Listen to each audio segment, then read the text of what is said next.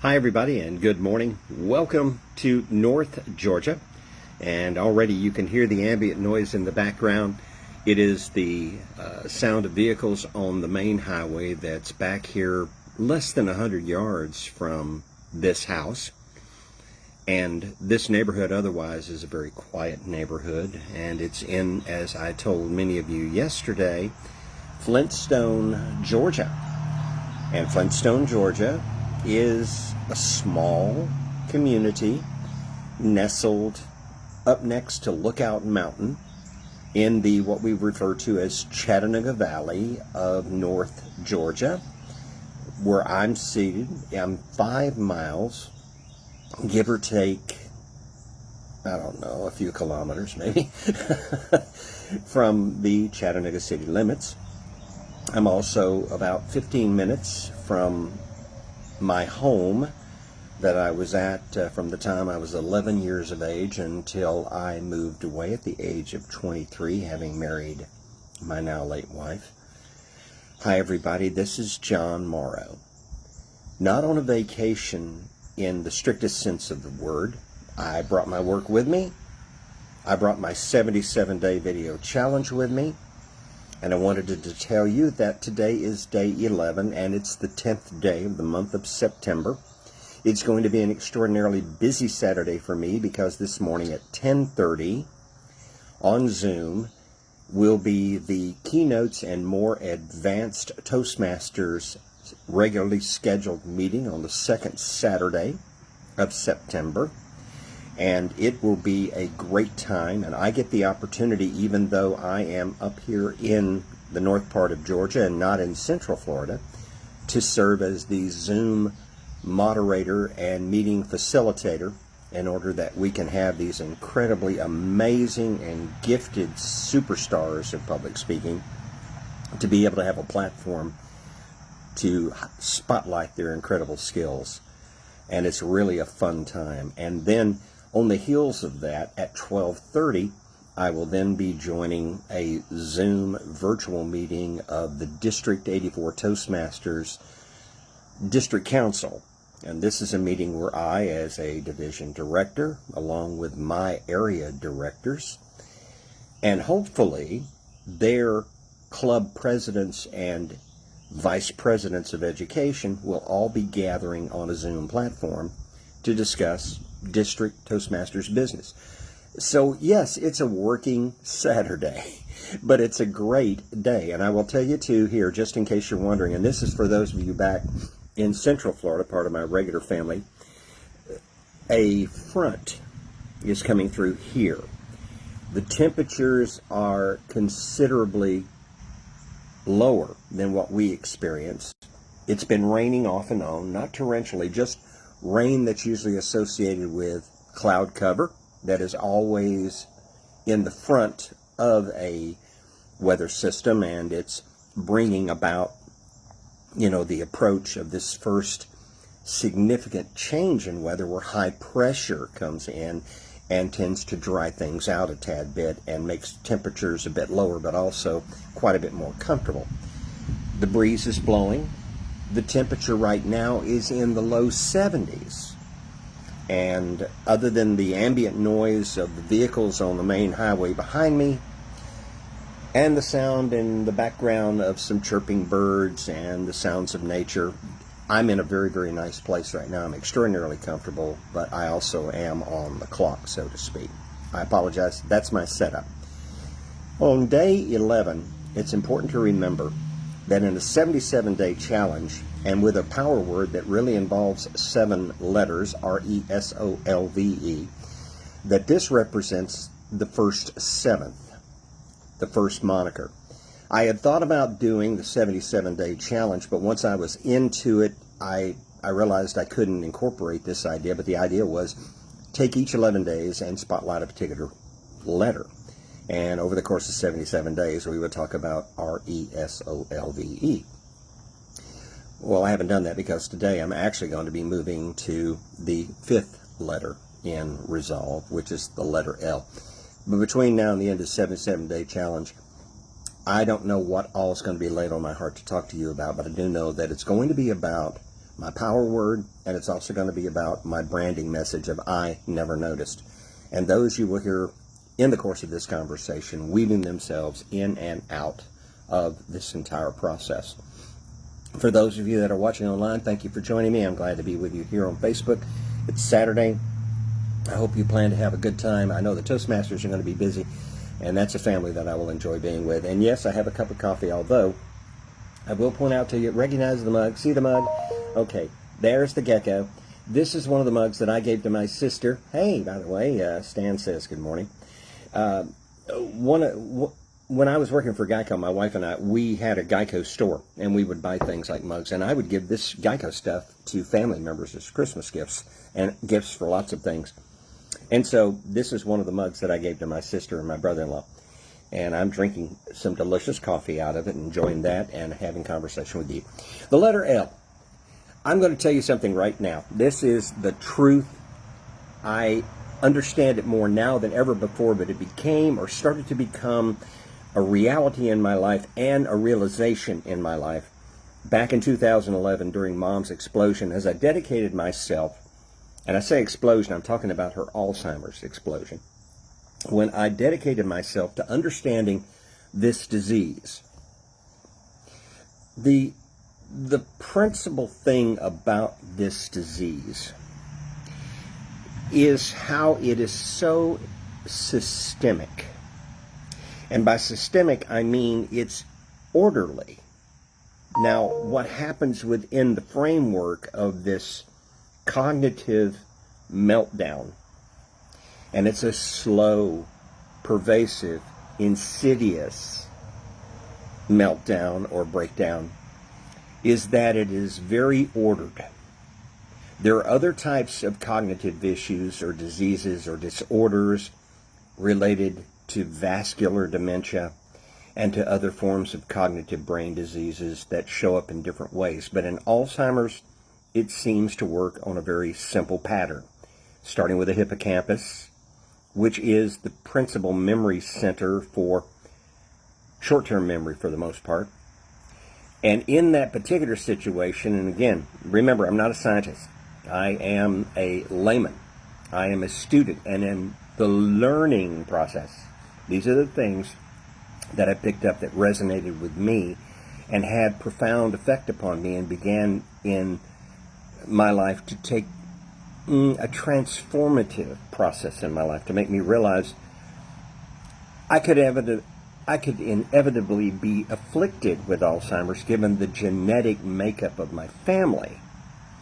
But I did not have to go down without a good fight. And the reason why I say that is for those of you who may be watching who don't know this, Alzheimer's is incurable. There is really very little, if any, kind of effective treatment for it, and even that treatment is not so much a deterrent as it is something of it sort of levels it off, slows it down maybe, and causes it to decline at a much less precipitous rate. But even that is not a guarantee, because, as I said, it is a vicious, vicious disease. Some people go quickly, some will live for years. I am convinced of this. My mother was a learning maven. She constantly learned. She applied herself. I think I may have told you that when she was 61, she graduated from college, having gone back to school, got a degree, was a degree in nursing, registered nursing, top of her class, and went into nursing at the age of 61 and served in that capacity until she was, ready, 77. That was because the Alzheimer's had started to take its toll on her, and the process sped up very rapidly upon the passing of my father in 2010. Thus, that 2011 explosion where we found her being preyed upon and making bad judgments. So for me, in studying about how to fight back against the potential for Alzheimer's to take some place in my life because of a genetic propensity, I dedicated myself to always keeping my mind mentally going. It's not a question of being smarter than anybody, far from it. Rather, it's a question of making my brain constantly have to work. And to do that, I had to stretch. I had to exercise it. I had to go and do things new and teach it new things. Allow myself to experience new things. Allow myself to be challenged by new things. Keep myself physically in as good a shape as possible, but also especially keep myself mentally as in shape as possible. Learning saved my life. Lifelong learning adds possibly additional time to my life. I'm not going to have a conversation with you about the idea of when it's your time to die, it's your time to die. That's a God thing, and frankly, I don't have any business talking about that one way or the other. What I am going to say is that I think anyone with a brain should know that you can either keep the brain working or you can let the brain languish. And if it languishes and you're just, in a sense, reclining and doing whatever you do and not really thinking about learning or doing anything special, you're just going through motions and you're relying upon what's already there, there's not a lot of room for anything new to get in there that is flexible, keeping you busy, and helping you to grow more healthy. You want your mind to be healthy, you have to physically take care of yourself, but you also have to keep your mind busy. I'll give you a good example of two people that I think, based upon their entire frame of mind, they will constantly have healthy minds and therefore better qualities of life, and their children will benefit from it, are my son and daughter-in-law, Donald and Claudine. These are two people who don't allow themselves the opportunity except whenever they just need to rest and to decompress. They're working, they're learning, they're committing themselves, they're gaining insights, they're constantly picking up more tools for living, and they're never letting themselves skip around those things which might be difficult or challenging or a little uncomfortable, but they go ahead and tackle them. And I'm thankful that they have picked up this skill during the course of their lives growing up, and that they are setting the table every day for success and for greater learning. With resolve, you have a resilient personality, which is get up and keep going even if you get knocked down, but always keep pushing forward. You engage every opportunity that you have, whether it be with people or whether it be with situations or opportunities to learn.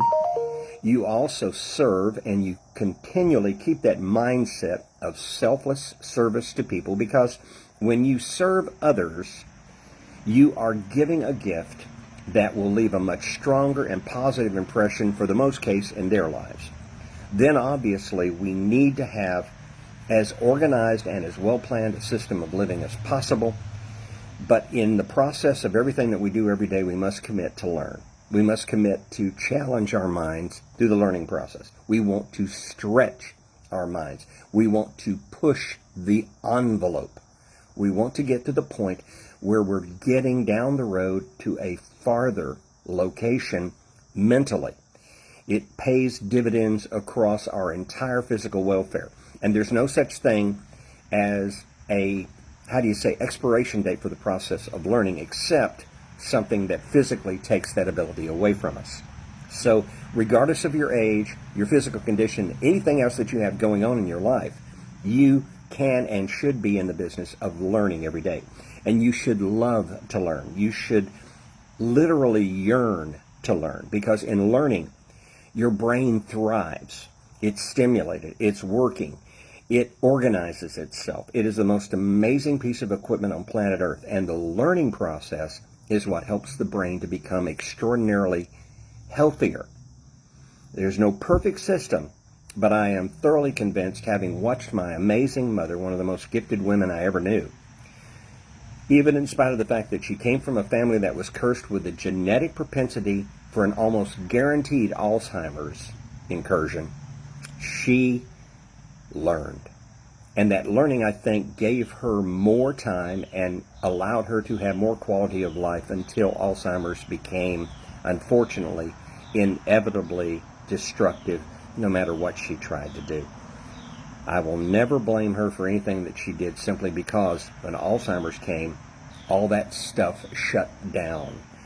But for me, that lesson has reminded me the quality of life and the time that I put into doing things must be done with the idea that my mind is being made healthier.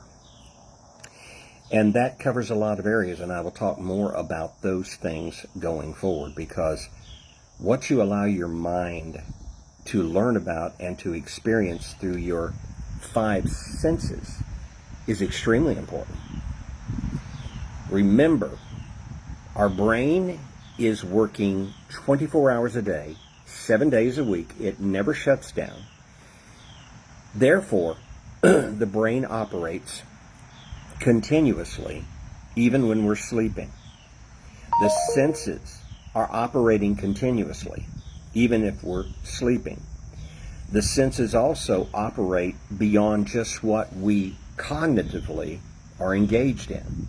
Even though I'm focused on talking to you here on the phone, the senses are picking up all kinds of things. Everything from the sense of the air and the breeze, the sounds in the background, the eyes seeing different things in the periphery. It's like driving in a car. You look through a windshield, you're focused primarily on the traffic on the highway, and you're trying to make sure that you're in tune with the circumstances so that you can drive with the safest degree of driving experience, while conscious of the fact that you never know that other people are probably going to be distracted at times, or not paying attention, or caught in situations they're not prepared for, and you need to be prepared mentally to engage in. And yet, because of the windshield effect of your vision alone, not even stopping to think about your hearing, your touching, your smelling and tasting, all of that stuff's coming in. It's just being stored unconsciously in the brain, that thing that Malcolm Gladwell referred to as the adaptive unconscious, or the subconscious, if you want to use that term. But it's there. It's stored. So the brain has capacity to store an incredible amount of information, and never give it the idea that you think you've learned as much as you can possibly learn. That's a lie. You can learn till the very time that you can't learn anymore, simply because the brain can't work anymore. So remember, learning should be something that you yearn for. Yearn to learn. Yearn to be a lifetime learner. Seek to be a lifetime learner. Discover that in the learning process you can thrive, but also discover in the learning process that you can also prepare yourself to be better equipped to deal with circumstances, because change, problems, risk, as well as opportunities and great things are all going to manifest, and being connected to now and being more engaged in now is a learning experience. But the more connected you are, the more you have learned, and the more you learn, the more connected you will become. They play off one another. It's an inevitable cycle.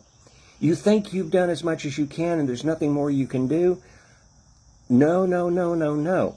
There'll be people that might argue with me and disagree with me and tell me, hey, John, you're crazy. You're not a scientist, a psychologist, a psychiatrist. Boo. Blah. Common sense tells me learning is life-giving. Learning will save your life. Learning will give you better quality of life. And learning will help you to better adapt and cope with the challenges of life. Learning will give you a better footing to face up to the things that happen in life that you can't change and that come along that are inevitable. But learning will make you stronger, healthier, more vibrant, and it will help you physically as well as mentally. It will help you spiritually as well as mentally. Learning will help you emotionally as well as mentally. Learning is an incredible tool. Learning is a blessing. Learning can be the greatest gift you give to yourself and to others, not just the people you love, but the people that you have yet to meet who are going to grace your life and come into your life at those wonderful times. So many wonderful people on here today. Gary Strange, longtime friend, great singer, by the way. Linda Blair. Linda, always appreciate you. Wonderful. Love your family. Adam Zimmerman is watching with us today. Julius, welcome. I'm glad you're on camera with us today. Others, too, that may see this video later. This is day 11 of my 77-day challenge. My key word here, of course, is the word resolve, my power word for living. This is the letter L. I'll be talking more about that during the course of tomorrow and the days that lie ahead. This is day 11 of the challenge. Tomorrow will be day 12. Today is Saturday here in Central Florida, the 11th day of my challenge.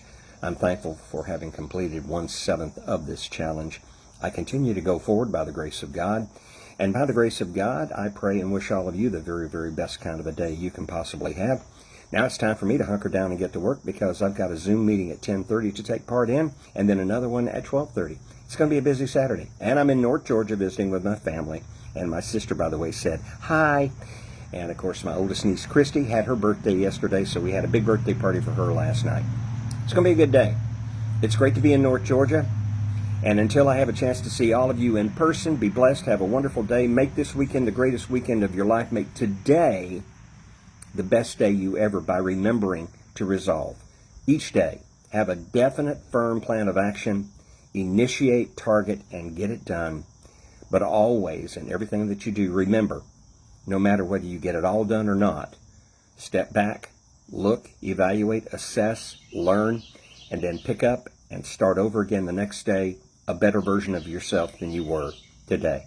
I'm John Morrow. It's been a blessing talking to you. Enjoy your Saturday. So long for now.